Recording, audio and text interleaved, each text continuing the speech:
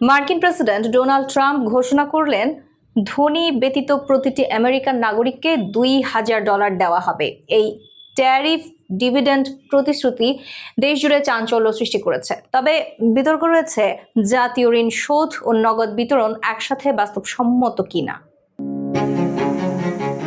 মার্কিন president Donald Trump আবারও চাঞ্চল্যকর ঘোষণা দিয়ে দেশ জুড়ে আলোড়ন সৃষ্টি করেছেন। তিনি জানিয়েছেন, ট্যারিফ রাজস্ব থেকে অর্জিত অর্থের একটি অংশ দিয়ে ধনী ব্যতীত প্রতিটি আমেরিকান নাগরিককে অন্তত $2,000 দেয়া হবে।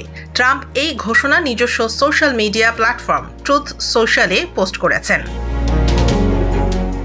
প্রেসিডেন্টের দাবি, তার প্রশাসনের ট্যারিফ নীতি যুক্তরাষ্ট্রকে বিশ্বের সবচেয়ে ধনী ও প্রভাবশালী দেশ হিসেবে গড়ে তোলা।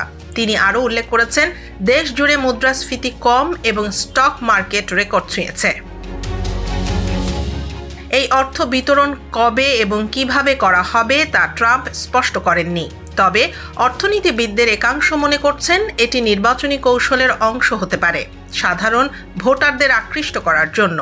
অন্যদিকে সমালোচকেরা বলছেন, জাতীয় ঋণ শোধ ও নাগরিকদের নগদ প্রদান উভয়ই বাস্তবসম্মত নাও হতে পারে এবং মুদ্রাস্ফীতির নতুন ঢেউ তুলতে পারে।